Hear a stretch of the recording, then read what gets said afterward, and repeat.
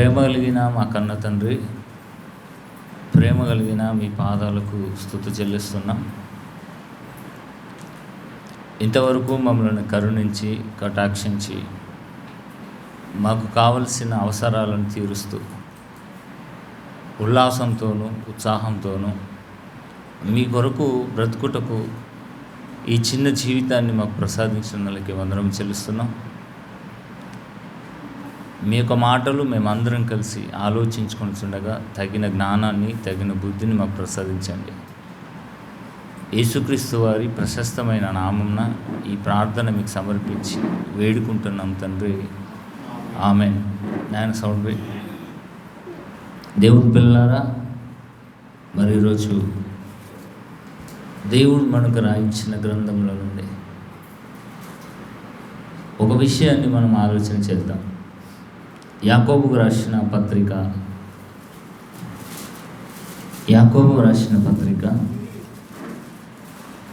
5వ అధ్యాయము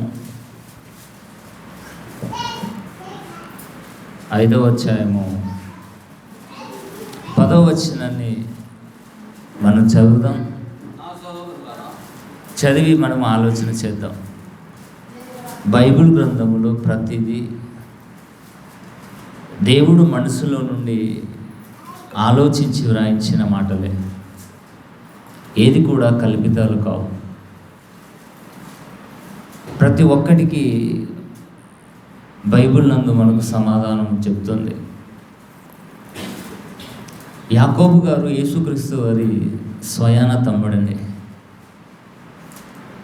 యేసుక్రీస్తు వారు బ్రతికున్నప్పుడు యేసుక్రీస్తు వారిని దేవుని కుమారునిగా స్వీకరించలేరు, అసలు అన్నగా కూడా స్వీకరించలేరండి.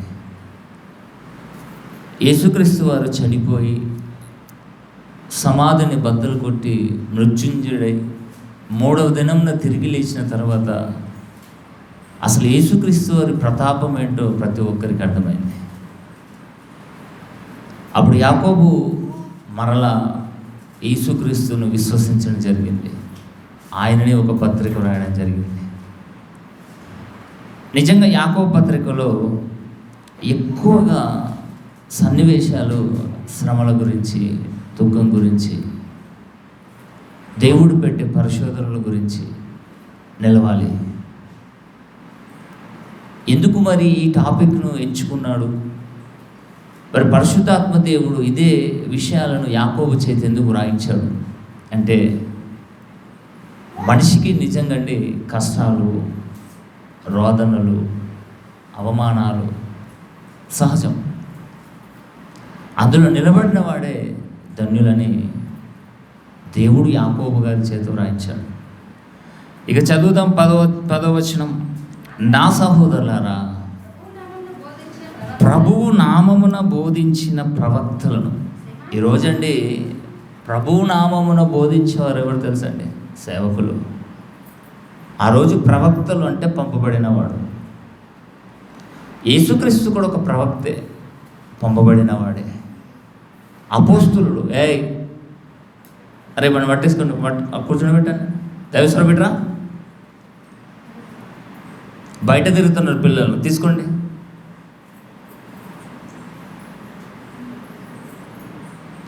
నా సహోదరులారా, ప్రభువు నామమున బోధించిన ప్రవక్తలను, శ్రమానుభావమును, ఓపికను మాదిరిగా పెట్టుకోనండి. చాలామంది అనుకుంటున్నారు ఏంటంటే సేవకులకు శ్రమలు ఉండేయండి, సేవకులకు బాధలు ఉండేయండి. ఆయన ఒక దేవుడి సేవకుడు, ప్రతిదీ తన సేవకుణ్ణి తప్పిస్తాడు అని ఊహాగానాలు తప్ప. మరి యాకోబు చేత దేవుడు ఎందుకు రాయించాడు? ఇక కిందికి చూడండి. 12వ వచనం, 11వ వచనం. సహించిన వారిని ధన్యులు అనుకున్నాము కదా, ధన్యులు అనుకొనుచున్నాము కదా. మీరు యోబు యొక్క సహనం గురించి వింటిరి. ఆయన ఎంతో జాలియు కనికరమును గలవాడని మీరు తెలుసుకొని ఉన్నారు. యోబు సుపరిచితుడండి. ప్రతి ఒక్కరికి యోబు పేరు తెలుసు.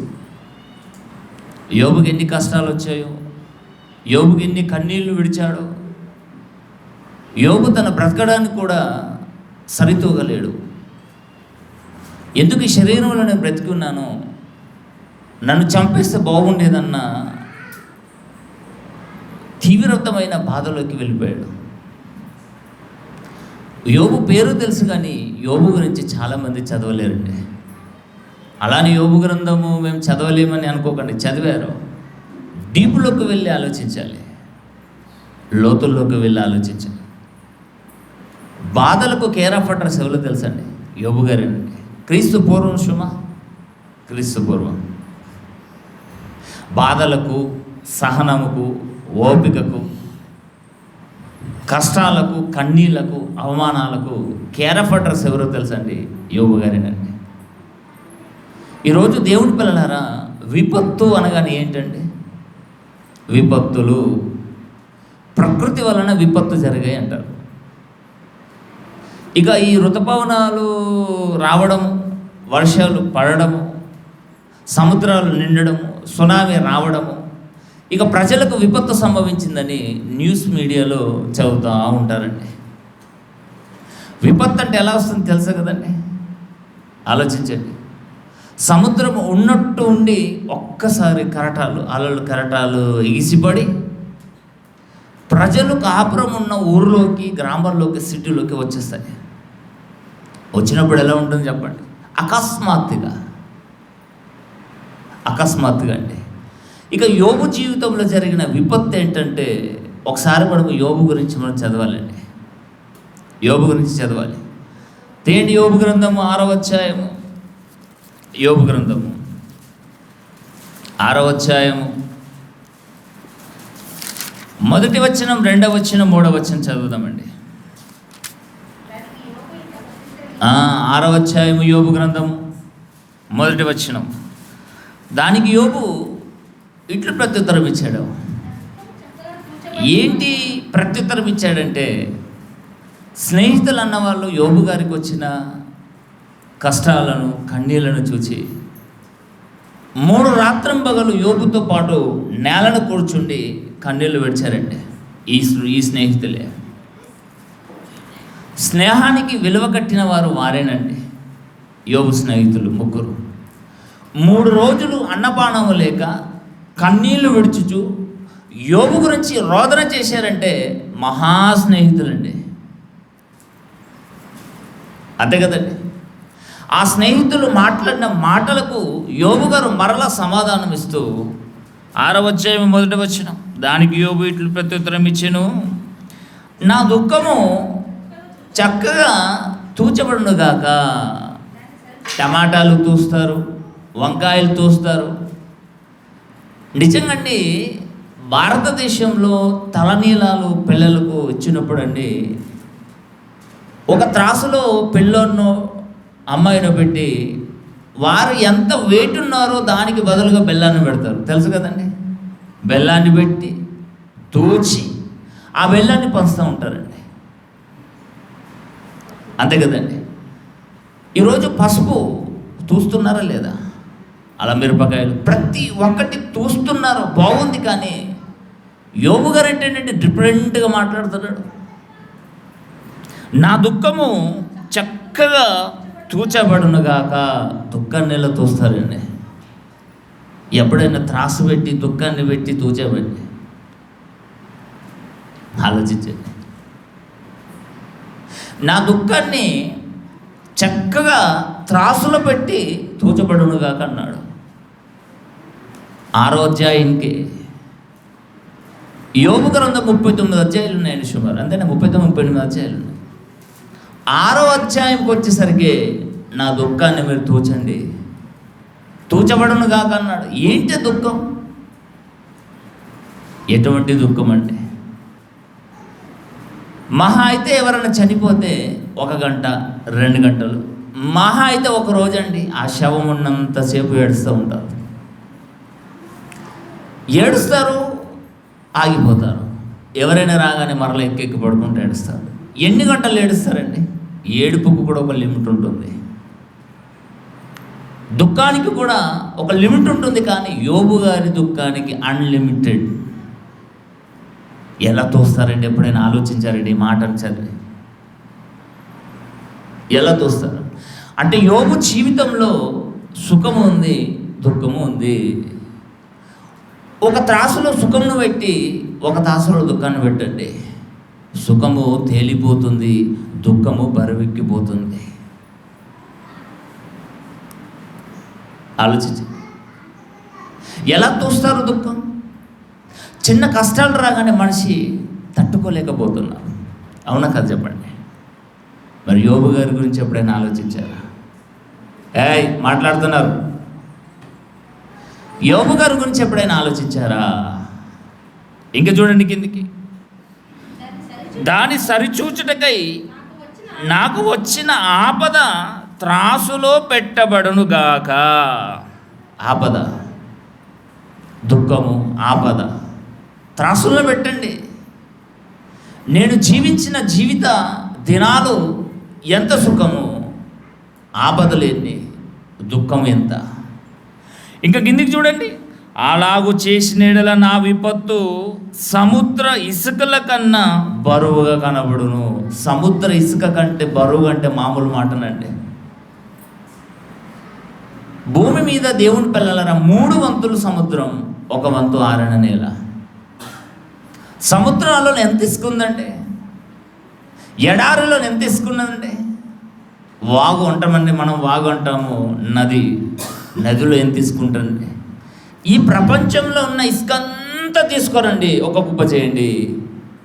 యోబు గారి ఆపదలు, దుఃఖము, కష్టాలు ఒక త్రాసులో పెట్టండి, ఇసుక తేలిపోతుందట. మామూలు దుఃఖం అండి, మామూలు విపత్తు అండి, మామూలు కష్టాలండి. ప్రపంచంలో ఉన్న సముద్రాలు ఇసుకంతా ఒక కుప్ప చేసి ఒక త్రాసులో పెడితే ఈయన కష్టాలు, కన్నీళ్ళు, దుఃఖాలు, ఆపదలు, విపత్తులు ఒక త్రాసులో పెడితే ఈ సముద్రాల ఇసుక తేలిపోతుందట, ఇవి బరువెక్కిపోతున్నాయట. ఆయన నిలబడ్డా లేదా? ఎలా విపత్తులు వచ్చాయో ఒకసారి చూడండి. విపత్తు అనగానే ఏదో చిన్నగా మనం ఊహించుకోకూడదు. 2004లో సునామీ వచ్చింది, 2,50,000 మంది చనిపోయారు. ఎంత ప్రాణ నష్టం జరిగింది, ఎంత ఆస్తి నష్టం జరిగింది. హుద్హుద్ తుఫాను వచ్చిందండి, విశాఖపట్నంలో పెద్ద పెద్ద లేచిపోయండి. ఒకటెనకొకటి మధ్యలో గ్యాప్ ఇవ్వలేదండి. వాటర్ రావడము, కొట్టుకొని పోవడము, కార్లు, జీబులు, ఏంటంటే బస్సులు, లారీలు సైతం కొట్టుకొని పోయాయండి. అది విపత్తు అంటారండి. అసలు విపత్తు అన్నాడు, సముద్రాల కంటే బరువుగా ఉందన్నాడు. ఏం జరిగింది యోబు గారికి జీవితంలో?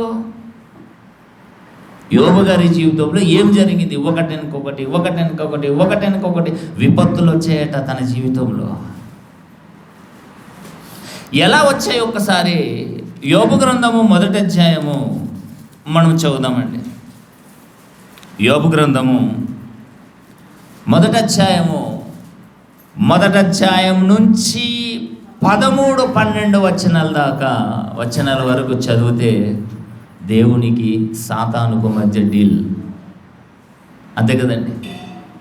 దేవునికి మధ్య సాతానుకు మధ్య డీల్. ఆ డీల్లో ఎవరు? యోబు గారి గురించి. ఒకప్పుడు మోషే గారి గురించి సాతాను, దేవుడు డీల్ మాట్లాడుకున్నారు. మోషే నాకు కావాలంటే నాకు. ఇద్దరి మధ్యలో మోషే గారు నలిగిపోయారండి. మోషే కాలం తర్వాత యోబు కాలంలో యోబు నన్ను గెలిపిస్తాడని దేవుడు, నిన్ను ఓడిస్తాడు, నన్నే గెలిపిస్తాడని సాతాను. ఈ ఇద్దరి మధ్యలో యోబు నలిగిపోవడము, ఆయన పడ్డ బాధలు నిజంగండి వర్ణనాతీతం అండి. విపత్తు అన్నాడు కదా, 12 వరకు డీల్ మాట్లాడుకున్నారు. 11 నుండి స్ట్రక్చర్ ఆరంభమైంది, వర్క్ ఆరంభమైందండి. చూడండి 13వ వచనం. ఒక దినమున యోబు కుమార్తెలను తమ అన్న ఇంట భోజనం చేయొచ్చు. విపత్తులండి, యోబు గారికి జరిగిన విపత్తుల గురించి మనం చదువుతున్నాం న్యూస్. హుదుహు తుఫాను వచ్చింది. ఎన్ని విపత్తు, ఎంత ప్రాణ నష్టం, ఎంత ఆస్తి నష్టం జరిగింది. రేట్ జరుగుతారు కదండి, న్యూస్ చదువుతారు కదండి, ఒకటి. ఇక యోబు గారి జీవితంలో విపత్తులు ఎలా వచ్చాయన్నది ఈ 13వ వచనం నుంచి మనం చదువుదాం. ఒక దినమున యోబు కుమార్తెలను తమ అన్న ఇంట భోజనము చేయొచ్చు, ద్రాక్షరసము పానము చేయుచుండగా ఒక దూత ఆయన ఎదుగు వచ్చి, ఎవరి దగ్గరికి? యోబు గారి దగ్గరికి. ఎద్దులు నాగలి దున్నుచు, గాడిదలు వాటి సమీపమున మేయుచుండగా షేబోయిములు వాటి మీద పడి వాటిని పట్టుకుని పోయి ఖడ్గముతో పనివారిని హతము చేసిరి. నంబర్ 1 విపత్తు అండి, లెక్కలు పెట్టుకోండి. ఇక 15వ వచనం. జరిగినది నీకు తెలియజేయుటకు నేనొక్కడినే తప్పించుకొని వచ్చి ఉన్నాను నేను. ఇక 2వ విపత్తు చూడండి, 16వ వచనం. అతను ఇంకనూ మాటలాడుచుండగా మరి ఒకడు వచ్చి దేవుని అగ్ని ఆకాశం నుండి పడి గొర్రెలను పనివారిని రగులబెట్టి కాల్చివేసెను. ఇది 2వ విపత్తు. దానిని నీకు తెలియజేయటకు నేనొక్కడనే తప్పించుకొని వచ్చి ఉన్నానని. వీడు కూడా కాలిపోవచ్చు కదా, సమాచారం తీసుకొని రావడానికి వీడు బ్రతికించాడు. ఇక చూడండి 17వ వచనం. అతడు ఇంకనూ మాట్లాడుచుండగా మరి ఒకడు వచ్చి కల్దీయులు 3 సమూహములుగా వచ్చి ఒంటల మీద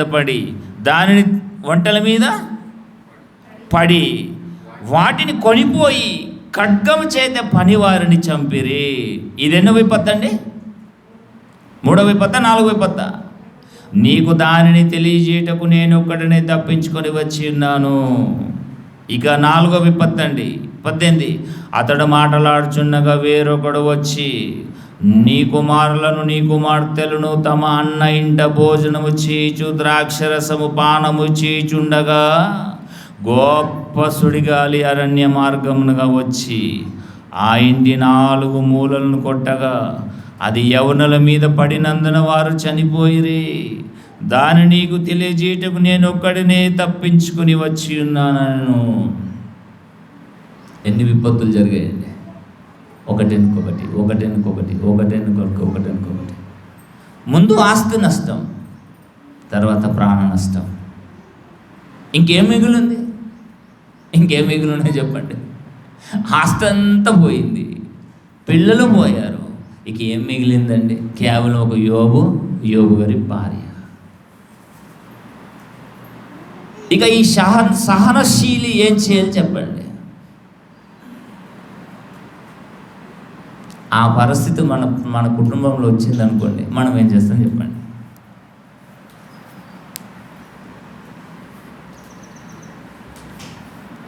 ఏం చేస్తారు చెప్పండి?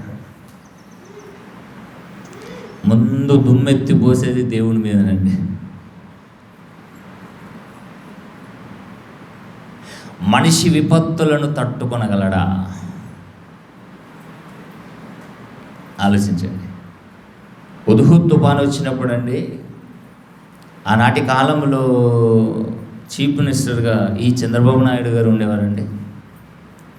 అతడు ఒక మాట రాష్ట్రానికి తెలియజేసేదండి. ఇటువంటి హుదుహుదు తుఫానులు ఎన్ని వచ్చినా తట్టుకునే సామర్థ్యము గల ఒక వాళ్ళు మేము నిర్మిస్తామన్నారు. పోయాడండి, దిగిపోయాడు, వాళ్ళు నిర్మించలేకపోయాడు. నువ్వు ఎన్ని వాళ్ళు నిర్మించినా తుఫాను వచ్చి కొట్టుకొని పోవాల్సిందే. ప్రాణ నష్టం జరిగిందా? ఆస్తి నష్టం జరిగిందా? బాగుంది. ప్రాణ నష్టం జరిగితే నిజంగానే మనుషులు కోలుకోలేని దెబ్బండి. ఆస్తి ఎంతన్నా నష్టం కానివ్వండి, కానీ మన ప్రాణం మీదకి ఏం జరగకూడదని మనుషులు ఆలోచిస్తారు. ఇప్పుడు యోబు గారు 6వ అధ్యాయంలో 1వ వచనంలో నా విపత్తులన్నీ తూచబడును గాకనన్నాడు. ఎన్ని విపత్తులండి! యోబు గారికి ఉన్న ఆస్తి మొదటి అధ్యాయం 1వ వచనం 2వ వచనం 3వ వచనం 4వ వచనం చదువుతూ ఉంటే ఎంత ఆస్తి అండి, ఎంత ఆస్తి అండి. ఆ ఆస్తి ఒకటెనుకొకటి స్టెప్ బై స్టెప్ అన్నీ కొలాప్స్ అయిపోయాయి. ఈరోజండి ఎక్కువగా స్త్రీలు బీడీలు చేస్తారు కదండి. బీడీలు చేసిన వాళ్ళకు ఒక కట్ట అంటే 25 బీళ్ళు ఎవరైనా వచ్చి నలిచేస్తే వారి ప్రాణము ఇలా బిగిసిపోతుందండి. కట్ట బీడీలు పాయని 100 సార్లు అరుస్తూ ఉంటారండి. కొత్త కారు ఉన్నారండి, ఎవరైనా కారు మీద ఒక చిన్న గీత పడింది అనుకోండి, వీడు గుండె మీద గీత పడినట్టు ఊహించి బాధపడిపోతాడండి, విలవిలలాడిపోతాడండి. అబ్బా అబ్బా అబ్బా అబ్బా. బైక్ తీసుకుంటారండి, దురదృష్టాన పడి చిన్న క్రాచ్ అయింది అనుకోండి, దాన్ని పట్టుకొని ఏడుస్తారండి. క్రాచ్. మరి యోబు గారి జీవితంలో సంభవించిన విపత్తులు, ఆహా ఏం విపత్తులండి! ఎంత ఆస్తి నష్టం అండి. ఏదో 10 గొర్రెలు 20 గొర్రెలు కాదండి, మందల గొర్రెలు, వేల గొర్రెలు, 100 ఒంటెలు, వేల ఒంటెలు, పశువులు. ఊజు దేశములో యోబు గారని ధనవంతుడు. ఈ ధనవంతుడికి విపత్తులు సంభవించాయి. అన్నవారింటికాడ మంచిగా ఏంటండి అన్నపానాలు పుచ్చుకుంటున్నారటండి. ఏ ఇల్లు దొరకలేదండి. ఆ ఇల్లే నలుమూలలనట. ఎట్లనటండి? నలుమూలలను కొట్టగా అది యవనుల మీద పడినందున వారు చనిపోయిరి. ఏంటిది? ఎలా జరిగింది అని ఆరా తీశాడండి యోబు గారు. ఆరా తీయాలి కదండి. ఎవరైనా శత్రుశేషం ఉందా? శత్రువులు వచ్చి నా ఆస్తిని నష్టం చేశారా?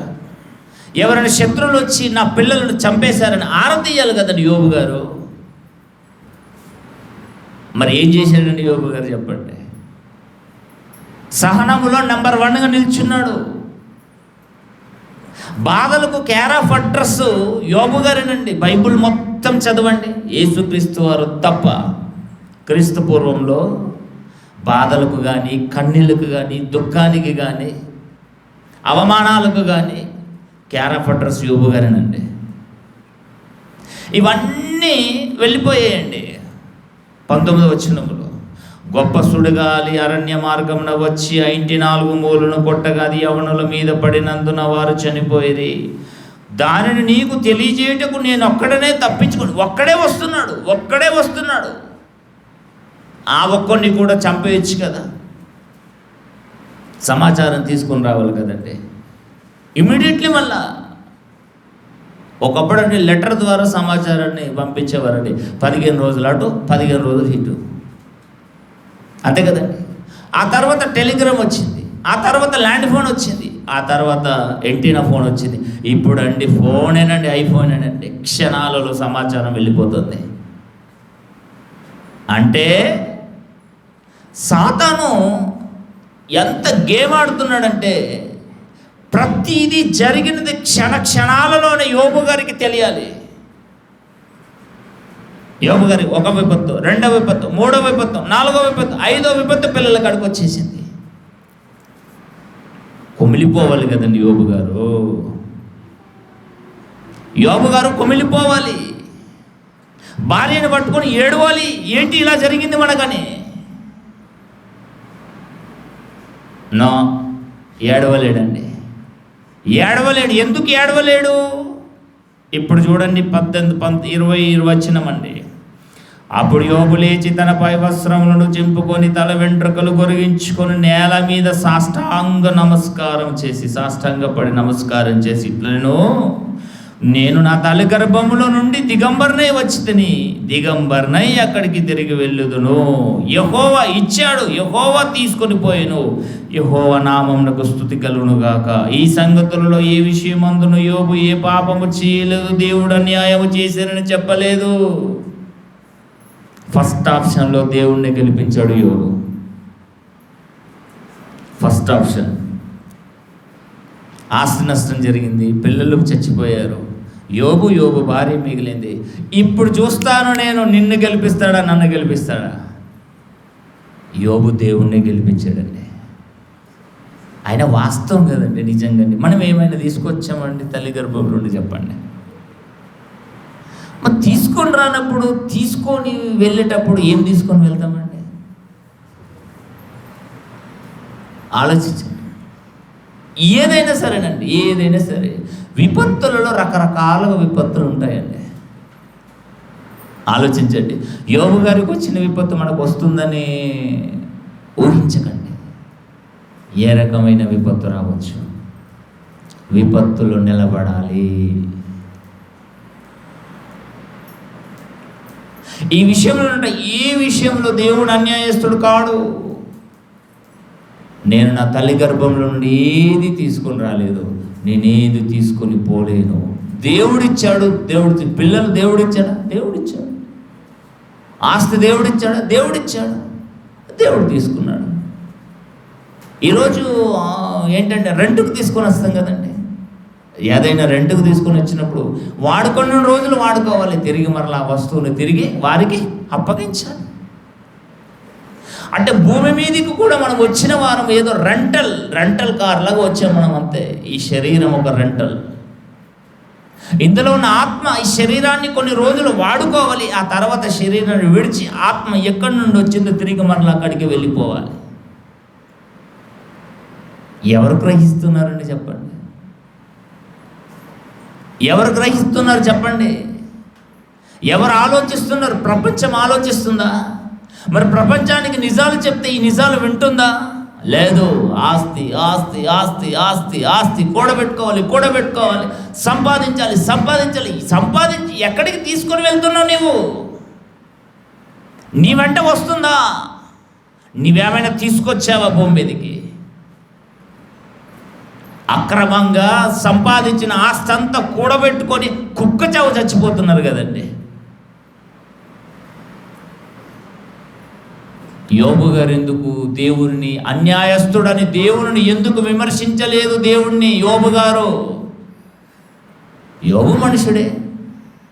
మనకున్న ఆలోచనలు, మనకున్న హృదయము యోబు గారికి ఉంది. మరెందుకు ఆలోచించలేడు? దేవుని ఎందుకు నిందించలేడు? ఎందుకు నిందించలేడు చెప్పండి? ఫస్ట్ ఆప్షన్ అయిపోయిందండి. ఇగో నేనే గెలిచాను దేవుడు. సాతాను ఓడిపోయేసరికి సాతాను ఊరుకుంటాడండి? మనిషిని పాతాళానికి తొక్కేంత వరకు సాతానుడు ఊరుకోడండి. ఇక ఒక డైలాగ్ కొడుతున్నాడు చూడండి, ఒకసారి చూడండి. అదే 2వ అధ్యాయం చూడండి, 4వ వచనం. అపవాది చర్మమును తన ప్రాణమును కాపాడుకొనుటకై తనకు కలిగినది యావత్తు నరుడు ఇచ్చును కదా, నీకు తెలియదా? ఏం ఆలోచించిందండి? ఎక్కడ దెబ్బ కొట్టిందండి? రెచ్చగొడుతుందండి దేవుణ్ణి రెచ్చగొడుతుంది. ఆస్తి నష్టమైంది, ప్రాణ నష్టమైంది, తన శరీరం మీదకి మాత్రం ఏది తగలలేదు కదా. పోని అని అంటాడు, ఈజీగా విడిచిపెడతాడు.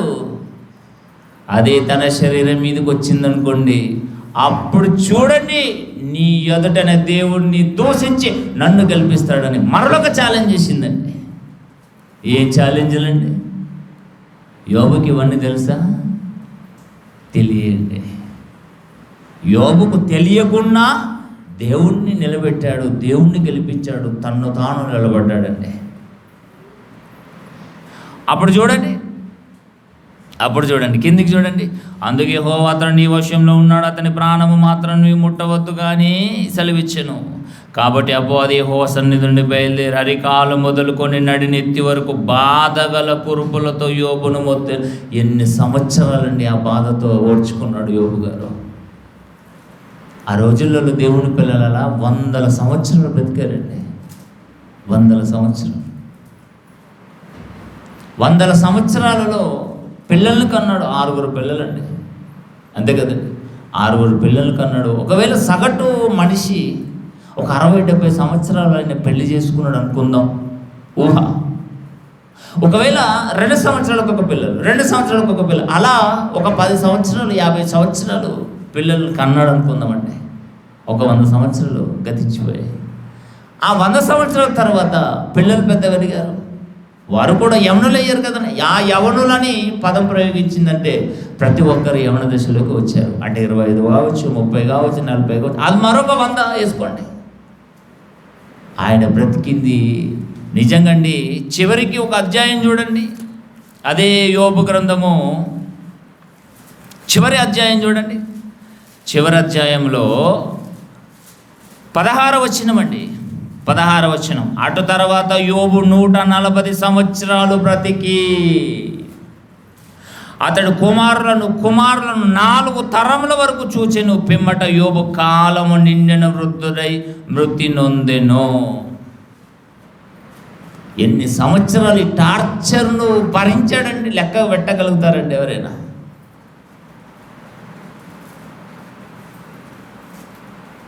ఆలోచించండి. ఈరోజు మనకు 60-70 సగటు వయసు.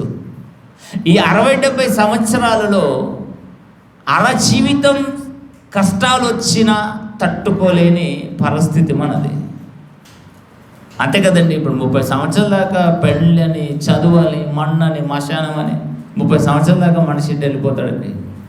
ఇక 30 సంవత్సరాలు దాటిన తర్వాత మనిషికి బరువు, బాధ్యత అనేది ఆరంభమవుతుంది. అవునా కాదంటే చెప్పండి.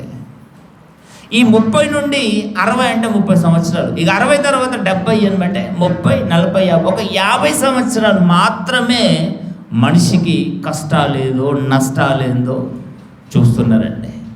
మరి యోబు 100 సంవత్సరాలండి. కాలము నిండిన వృద్ధుడై చనిపోయాడటండి. అటు తర్వాత యోబు 140 సంవత్సరాలు బతికి తన కుమారుల 4 తరముల వరకు చూశాడట. 4 తరాలు. అప్పుడు కాలము నిండిన వృద్ధుడై మృతి నొందెను. అప్పుడు చెప్తున్నాడండి చూడండి. ఇక ఇప్పుడు 6వ అధ్యాయం 1వ వచనం. దానికి యోబు ఇట్లు ప్రత్యుత్తరం ఇచ్చెను, నా దుఃఖము చక్కగా తూచబడును గాక, దానిని సరిచూచుటకై నాకు వచ్చిన ఆపద త్రాసులో పెట్టబడును గాక. అలాగు చేసిన యెడల నా విపత్తు సముద్రాల ఇసుక కన్నా బరువుగా కనబడును గాక. నిజంగా దేవుని పిల్లలారా, ఆస్తి నష్టపోయినా, ప్రాణం నష్టపోయినా మనిషికి తన మీదికి ఏ అపాయం రాకూడదని ఆలోచిస్తాడండి. బాధగల కురపలతో, ఒళ్ళు గోక్కుంటూ, చిల్లు పెంకతో ఎంత క్షామాన్ని ధరించాడండి యోబు గారు. అయినా కానీ దేవుని పిల్లలారా, ఒక పల్లెత్తు మాట దేవుని మీదికి మాట్లాడలేడు. మరి ఈరోజు మనుషులలో ఏ చిన్న విపత్తు జరిగినవి, అసలు విపత్తు అనకూడదండి. విపత్తు అంటే యోబుకు జరిగిన విపత్తు. మనకు జరుగుతున్నవి, మన జీవితంలో వస్తున్నాయి చిన్నయండి, చిన్న అలజడి. ఈ అలజడికి మనము తట్టుకోలేకపోతే, నిలబడకపోతే నిజంగా దేవుడిని భూమి మీద గెలిపించిన వారిగా మనం ఎలా అవుతాం చెప్పండి. అలానే యోబు గారు ఈ విపత్తులు ఎదుర్కొంది దేవుడి కోసమే ఎదుర్కొన్నాడా, తన కోసం ఎదుర్కొన్నాడా చెప్పండి. తనేమైనా ఎవరికైనా శత్రువుగా ఉండి శత్రువులు వచ్చి తన ఆస్తి నష్టం, ప్రాణ నష్టం చేశారా? మొదటి అధ్యాయంలో ముందుగానే మనం చదువుకున్నాం. సాతాను వచ్చి యోబు గురించి, యోబు, సాతాను, దేవుడు, యోబు, ఈ ముగ్గురు సంభాషణలో యోబు గారిని ఎన్నుకుంది. యోబు గారిని నాకు అప్పగించు, నేను ఛేదిస్తాను, చేసి చండాలుతానని సాతాను దేవుడి దగ్గర పర్మిషన్ తీసుకుంది. అందులో యోబు గారు దేవుని నిలబెట్టి తన్ను తాను నిలబడ్డాడంటే యోబు గారు నిజంగా సహనశీలే కాదా? ఆలోచించండి. ప్రతి ఒక్కరు సంతోషాన్ని కోరుకుంటారండి. సంతోషం కోరుకుంటే కాదంటలేను, దానితో పాటు దుఃఖాలు, కష్టాలు, కన్నీళ్ళు వస్తాయి. ఏకీభవించండి.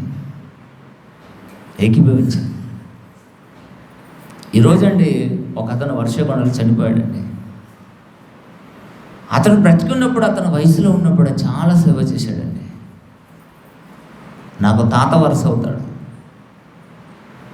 పెరాలసిస్ వచ్చి కాళ్ళు చేతులు పడిపోతేనండి భార్య ఎంతగా సేవ చేసిందంటే నిజంగా అండి, భయంకరమైన సేవ. ఈరోజు తనవు చాలించాడు, మార్నింగ్ చనిపోయాడండి. బావున్ ఋషి అని పేరండి అతనికి. వేగుల బావున్ ఋషి, పౌలు అని అతని పేరు పెట్టుకున్నాడు.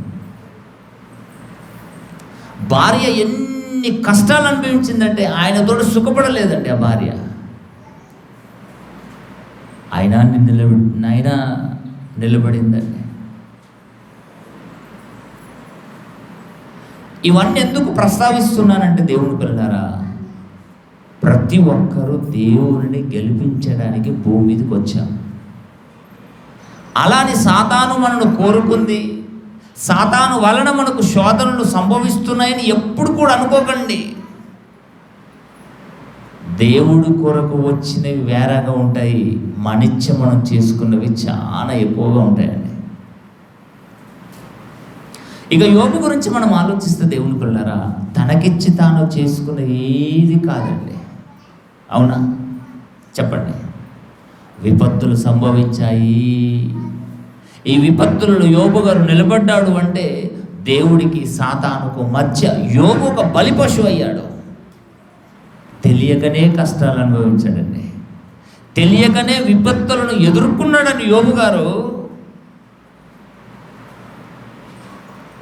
తెలియకనే. ఇంకొక మంచి మాట చూడండి, యోబు గ్రంథం 17వ అధ్యాయము, యోబు గ్రంథము 17వ అధ్యాయము 7వ వచనాన్ని చదువుదామండి. యోబు గ్రంథము 17వ అధ్యాయము. నా కనుదృష్టి దుఃఖము చేత మందమైందట. ఏడ్చి మందమైపోయిందట అండి. నా అవయవములన్నీ